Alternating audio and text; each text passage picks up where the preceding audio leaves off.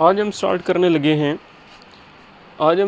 लगे units of ideal gas constant R को इससे डिनोट किया जाता है कैपिटल आर से।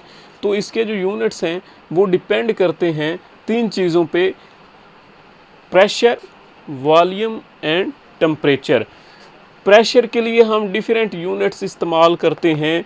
इसके लिए हम न्यूटन पर मीटर स्क्वायर यूज़ करते हैं, पास्कल यूज़ करते हैं। इसके लिए हम डिफरेंट यूनिट्स यूज़ कर रहे हैं। टार भी हमने यूनिट यूज़ किया था, मिली बार भी यूनिट यूज़ किया था।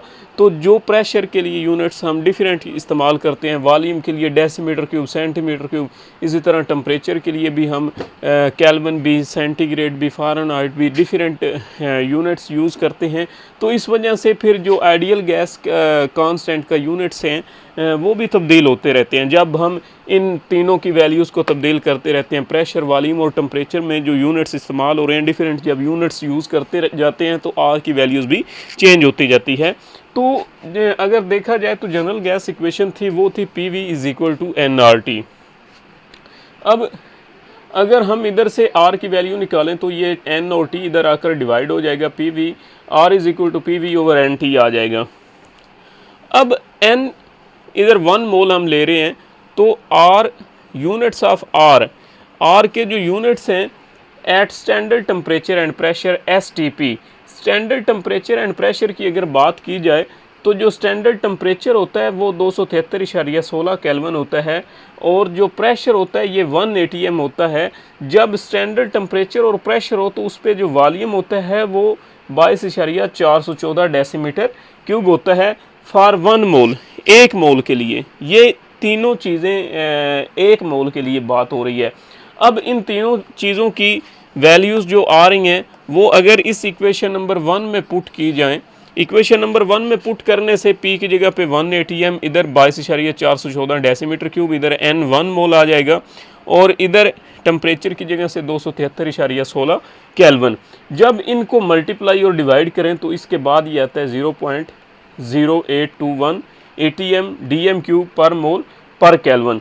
अब जो 1 ATM होता है, जो 1 ATM होता है ये बराबर होता है 760 मिलीमीटर ऑफ Hg। Hg इधर मरकरी को रिप्रेजेंट कर रहा है। तो जब ये 760 के बराबर हो तो हम इसको इधर 760 मिलीमीटर ऑफ मरकरी लिख सकते हैं इस ATM की जगह पे। अब जब इधर ये लगाया जाए, इसको मल्टीप्लाई करने से इन दोनों को R हमारे पास बराबर आ जाता है 62.4 millimetre of Hg DM cube पर मोल पर केल्विन। उसके बाद अब जो 1 डेसीमीटर क्यूब है, 1 डेसीमीटर क्यूब बराबर होता है 1000 सेंटीमीटर क्यूब के। जब ये 1000 सेंटीमीटर क्यूब के बराबर होता है तो हम इस डेसीमीटर क्यूब की जगह पे 1000 सेंटीमीटर क्यूब भी लगा सकते हैं। तो here R is equal to 62.4 mm of Hg। ये 1000 सेंटीमीटर क्यूब पर मोल पर केल्विन आ जाएगा, पर मोल पर केल्विन। जब इन दोनों को आपस में मल्टीप्लाई किया जाए तो हमारे पास R इक्वल आएगा 62.4 mm ऑफ Hg। सॉरी, इधर 62.4 नहीं आएगा बल्कि मल्टीप्लाई होने के बाद ये 62,400 mm of Hg centimetre cube पर मोल पर केल्विन आ जाता है। अब ये आपको पता होगा 1 मिलीमीटर ऑफ मरकरी बराबर होता है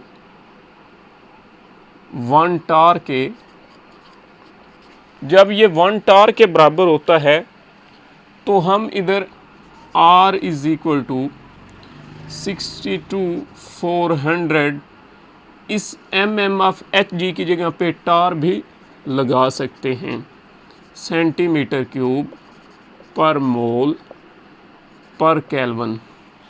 इसके बाद अब हम आगे बात करते हैं SI यूनिट्स की। SI यूनिट्स ऑफ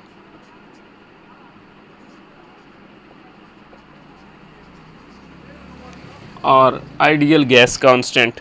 अगर SI यूनिट्स की बात की जाए तो जो इधर प्रेशर है, प्रेशर के लिए जो SI यूनिट इस्तेमाल होता है वो होता है न्यूटन पर मीटर स्क्वायर,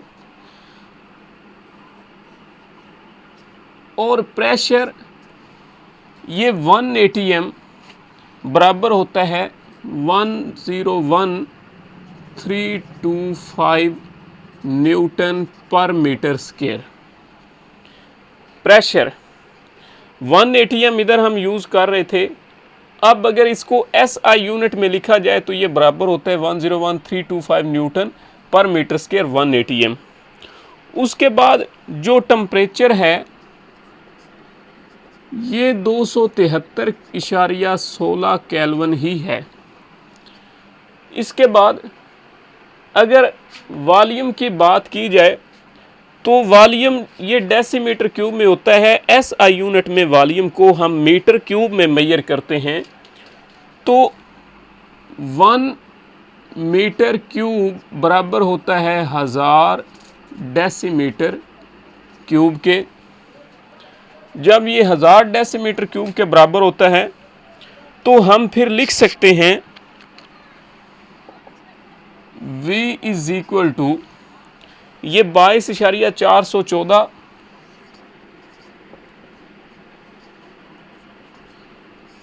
डिवाइडेड बाई 1000। अब ये मीटर क्यूब में आ जाएगा और ये आता है 0.022414 मीटर क्यूब। उसके बाद m जो है ये 1 मोल ही है। अब अगर R की वैल्यू की बात की जाए, R की वैल्यू की बात करें तो इस इक्वेशन में जो इक्वेशन नंबर 1 है इसमें ये सारी वैल्यूज़ पुट करने से हमारे पास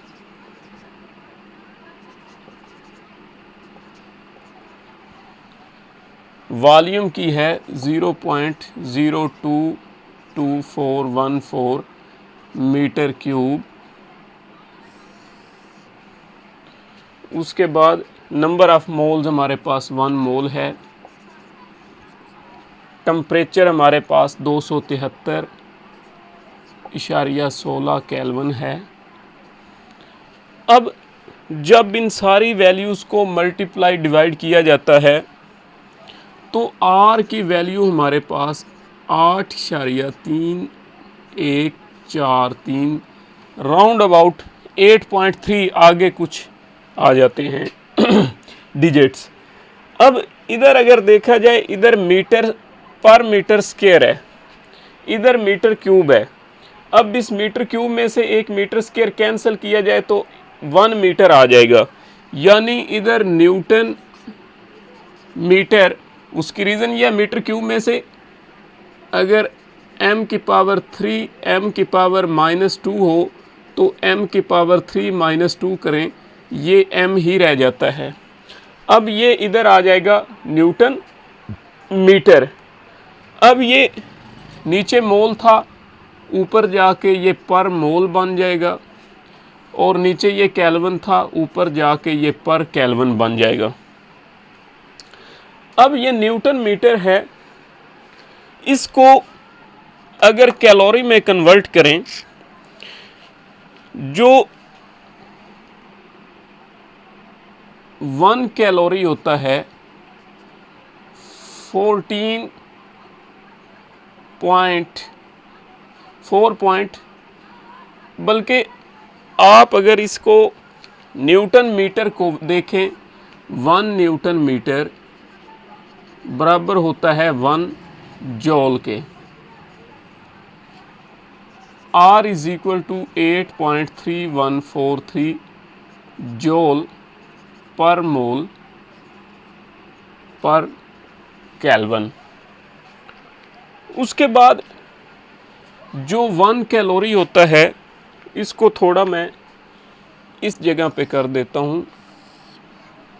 जो 1 कैलोरी होता है ये बराबर होता है 4.18 जॉल के। जब 4.8 है या 4.18 है राउंड अबाउट, अब जब ये इसके बराबर हो, इस सारी वैल्यूज़ को अगर 4.18 पे डिवाइड किया जाए